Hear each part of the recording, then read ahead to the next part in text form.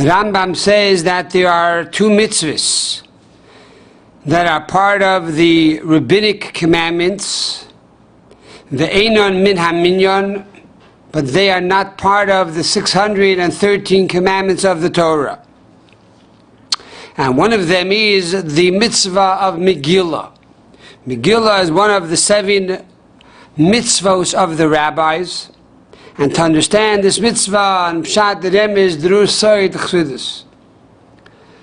To begin with Pshat, the simple interpretation in halacha pertaining to the laws of Megillah, we find over here that it says, Anoshim v'noshim, both men and women are obligated to hear the recital of Megillas Esther. And even ketanim, children who are of age, of chinuch, to be educated, they too, even though they're under bar and bat mitzvah, should also be trained to come and listen to the reading of the Megillah. The question is, why are women obligated to hear the recital and the reading of the Megillah? We know that women are obligated to fulfill all the 365 negative commandments. However, they are not obligated to fulfill all the 248 positive commandments. Only those commandments that are not restricted to a specific time zone are women obligated to fulfill. However, mitzvahs that have a specific time zone, women are not obligated to fulfill. If that is the case, why are they obligated to hear the recital of Megillas Esther? And the answer to this is, as the Gemara says, Af hein hayu ba'osei hanes, that women were also part of the miracle of Purim. Not only were they part of it, but they were essential. And Esther was the true heroine of the miracle of Purim. And therefore, because of this, we call it Megillas Esther. And because of this, women are obligated to hear the reading of the Megillah. When do we read the Megillah on Purim? We read the Megillah at night, and again a second time in the morning and during the day. In other words, the entire day is kosher for the reading of the Megillah. However, the Rishonim tell us, and Tosfos and the Rosh, etc., that the main reading of the Megillah is actually during the day, not at night. And the Achronim, like the Noid Yehuda, explain that therefore during the day the reading of the Megillah has a stringency like Divrei Kabbalah, like Torah law that was passed on from generation to generation. And at night, the night before, is like a mitzvah of the rabbis. In other words, if there's a suffix, a doubt during the day, we have to be more stringent. Because if there is a question when it comes to a Torah law, the halacha is we are stringent. If there is a suffix, a doubt pertaining to rabbinic law, we are more lenient. And therefore at night, which is a rabbinic law, sveika l'kula, in doubt we would be lenient. And during the day, sveika l'chumra, if there is a doubt, we would be more stringent. This is the pshat of the halacha of Megillah. What is the remez, the hint? The Rambam says in the laws of Megillah, chapter 2, halacha number 18, Chai, that all the books of the prophets, v'chol haksuvim, and all the writings, will be nullified when Mashiach will come. Besides, says the Rambam, the book of Esther will be forever. And she, the book of Esther, will have the same prominence as the 5 books of Moses. And furthermore, unlike the laws of Torah Shebal Peh and the laws of the Torah Shebal Peh, the oral law, which deals with all the 613 commandments and its applications. She'einon betelin la'olam, for these will never be nullified.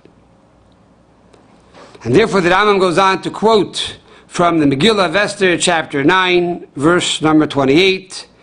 V'imei Purim me'ela, and these days of Purim will never forego from the Jewish people, and their remembrance will never cease from amongst the children of Israel. This is the remez, the hint that when we read the Megillah of Esther, we are to remind ourselves that this will be forever, even after the coming of Mashiach. What is Drush? What is the homiletics? We find a very interesting thing pertaining to the reading of the Megillah. The halacha is that before we make the brachos, the 3 blessings on the reading of the Megillah, we are supposed to open up the Megillah and fold it on top of one the other, like an igeret, like a letter. And therefore, we first open it up, then we make the bracha. However, when it comes to the after bracha, there's a question. Do we first roll up the Megillah when we finish reading it, and then make the after bracha? Or do we keep it opened and then make the after bracha? It's interesting to note that the Rambam, the Shulchan Aruch, the Vilna Gaon are all of the opinion that first we are supposed to close it and roll it up, and then we make the after bracha. However, the Magen Avram brings down that if you want, you should first make the bracha while it's still opened, and then afterwards to roll it up.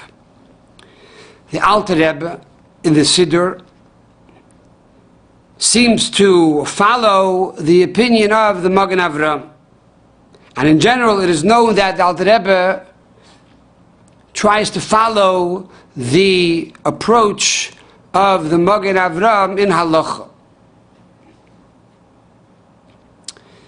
So the question here is, why does the Alter Rebbe take this approach to leave the Megillah open and then make the after bracha, in contrast to the other opinions that say first to close it and then make the after bracha?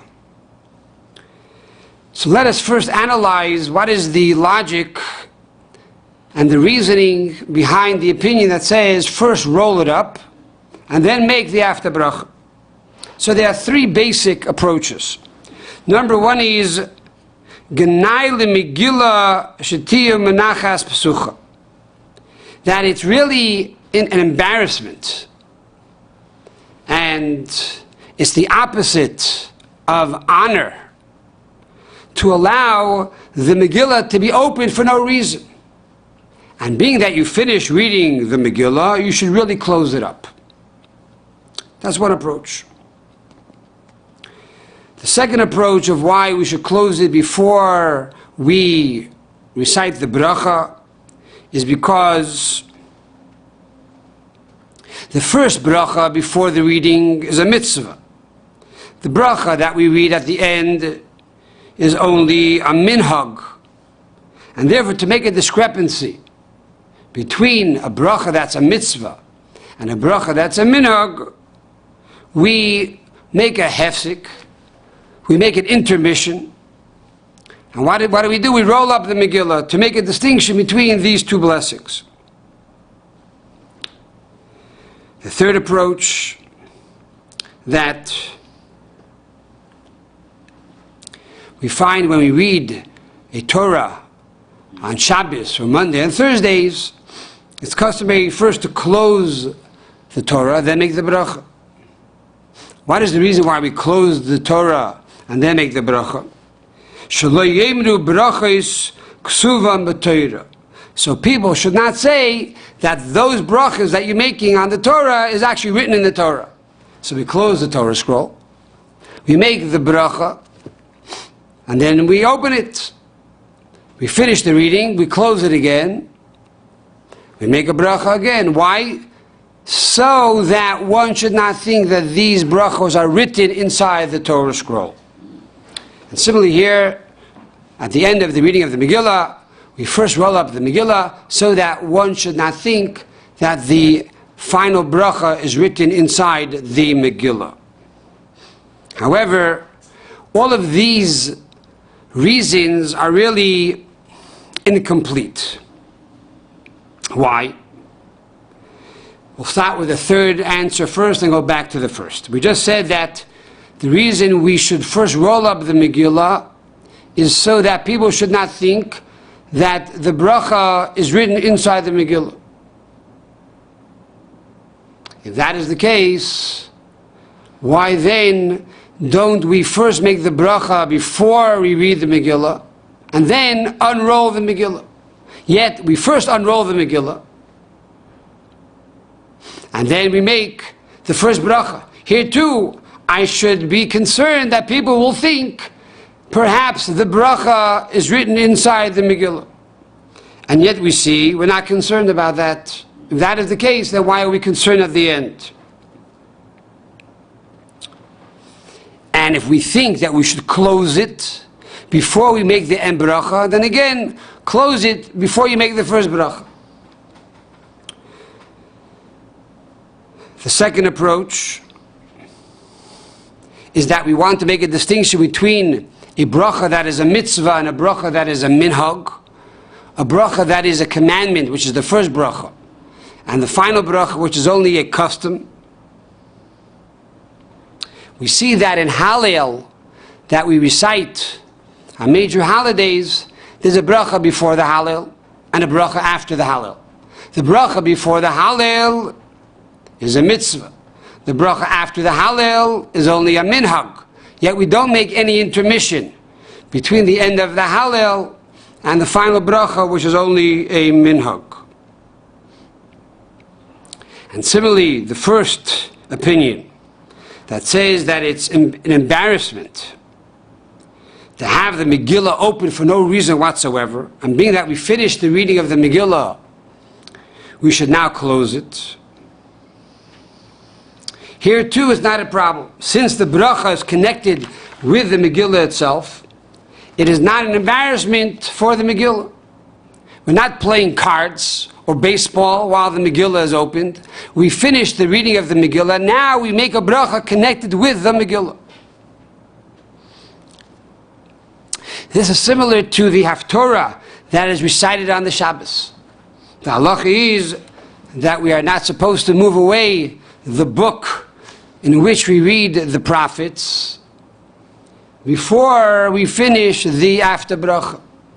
And here too, not to roll up the Megillah until we recite the after bracha. A deeper reason. What is the reason, in fact, that the Alter Rebbe and the Magen Avraham state that first we say the after bracha and then we roll it up?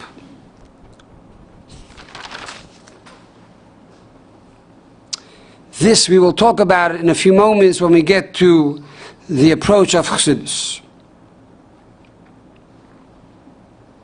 What is Yesod? What is the esoteric interpretation of the Torah? We find that in the Megillah we are taught that Haman made a tree 50 amot high, and to use this tree to hang, God forbid, Mordechai upon. And thank God it was Vinas Hapachu who was transformed, and Haman was hanged on this tree. What is the reason that Haman wanted to make a gallows that would be 50 amot high? Says Kabbalah that the number 50, Nun, represents Nun Shari Bina, the 50 gates of understanding, and the 50th gate is a gate that is beyond the concept of Ishtalshalus, the chain reaction of nature.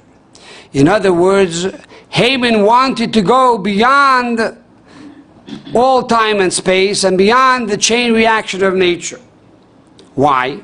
Because in the 50th gate, because it is so high, there's no difference between good and bad. Dark and light are both the same. In other words, Haman knew that in the realm of nature, there's no way for him, God forbid, to annihilate the Jewish people. Because they are the children of God. Even the most simple Jew is molei mitzvahs kerimoin, has many, many good mitzvahs, like the pits of a pomegranate. And therefore, compared to the lifestyle of Haman and the enemies of the Jewish people, there's no doubt that God would protect his people, the Jewish people, over their enemies. And therefore, Haman wanted to raise the stake to a new reality, to the 50th gate, and there, hopefully, being that light and dark are the same, over there, he would be able to carry out his devious, diabolical plan.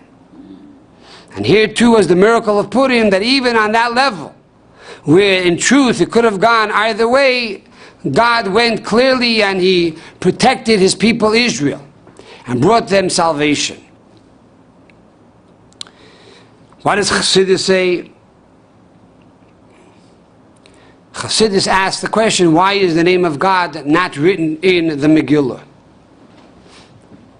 The answer, according to Halacha, is that Mordechai was concerned, being that the Megillah would be translated into 127 different languages for the 127 different countries. The concern would be that those nations would translate God in the name of their deity and therefore promote idolatry amongst the nations of the world. And therefore, Mordechai decided not to write the name of God so that the name of God would be protected. This is the answer according to Halacha. What is the answer according to Chassidus? Chassidus says that the revelation of God that took place on Purim and the revelation of God that took place through the Megillah is so lofty and so great and so magnanimous that it reaches a level beyond the name of God. And because it is a level beyond the name of God, therefore the name of God is not written in the Megillah. It's a level, D'loi Yisramed B'Shum Ois Shem Havaya V'Koitza. It's a level that is not hinted in the name of God, and not even in the point which is on the top of the letter Yud, the thorn of the letter Yud, which represents the level of Ratzon, God's will. Even beyond that does the revelation that took place on the holiday of Purim represent. And this answers the question why we do not close the Megillah when we finish reading the Megillah before we recite the end bracha. The answer is because the Megillah displays this revelation of God. As long as the Megillah is opened, this revelation of God, this divine effulgence is now affecting the world around us. We need that additional light. And this additional light helps us recite the final bracha. What is the final bracha? We say that God should help us to take revenge against the enemies and to fight our wars. This is not only a war of good over evil that is found in the world at large, but also the war that is found within each and every one of us. The war of the godly soul over the animal soul. And therefore, by keeping the Megillah opened, this has the ability to perpetuate the light of the Megillah, which is a light that is so divine and so lofty and so magnanimous that it's a light that is beyond the name of God. And therefore now we are able to access this light and this energy, and bracha means to draw down this energy into the everyday world to effectuate our daily life, to have the ability to overcome all challenges and all difficulties and all temptations. And we hope and pray by celebrating the holiday of Purim. And we know that the holiday of Purim is a joyous holiday. Through simcha, through joy, we break through all boundaries. And we hope and pray to see the ultimate Purim, a time when the light of Mashiach will truly reign over the darkness of Golus, of exile, with the coming of Mashiach speedily in our days.